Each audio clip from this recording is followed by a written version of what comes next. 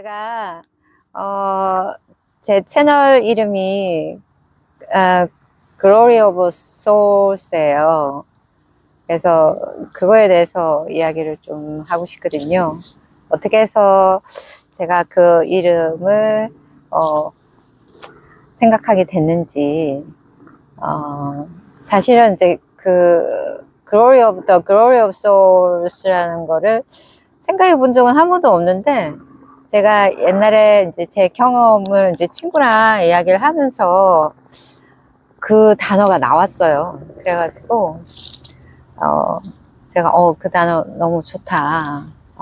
그렇게 해서 이제 그걸 정했는데, 제가 이렇게 여러 가지 이제 경험을 하면서 이렇게 봤는데, 처음에 저는 원래 아주 어렸을 때는 불교 집안에서 태어나서 아주 독실한 불교 집안이었어요.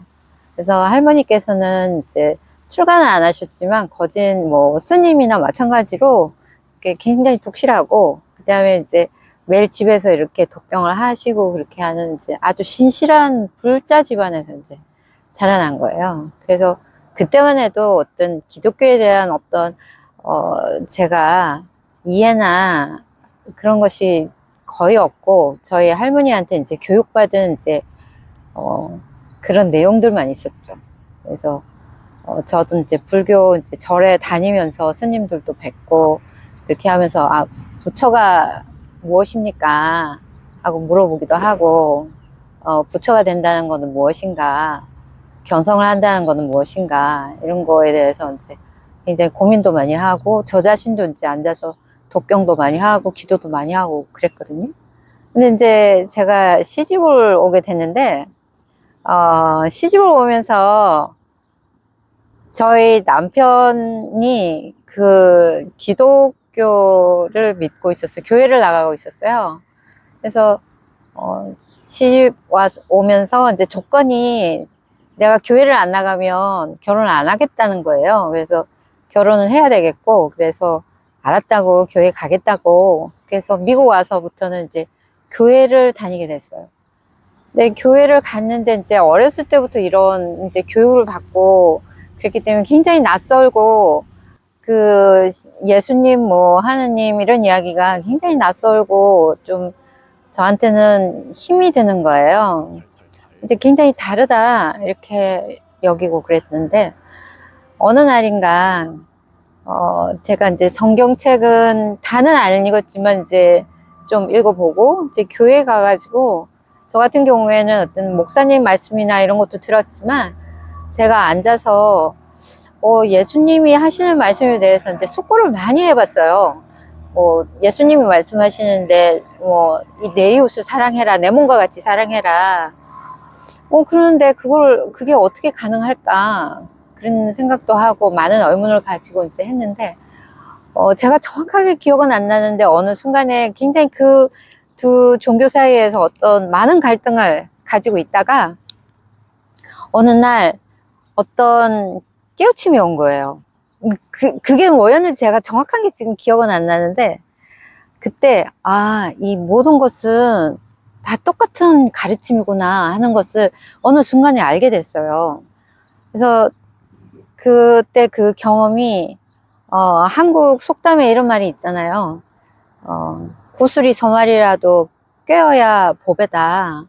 그래서 그때는 제가 어떤 느낌이 드냐면은, 이런 보석과 이런 보석을 내가 만났는데, 그 보석이 이게 두 개가 이렇게 하나가 이렇게 하나로 이렇게 쫙 끼어지는 그런 느낌이었어요. 그러니까 이게 두 개가 다른 게 아니라 이게 하나로 다 연결되고, 이게 똑같은 가르침이구나 하는 그런 경험을 하면서 제 마음에 갈등이 사라진 거예요.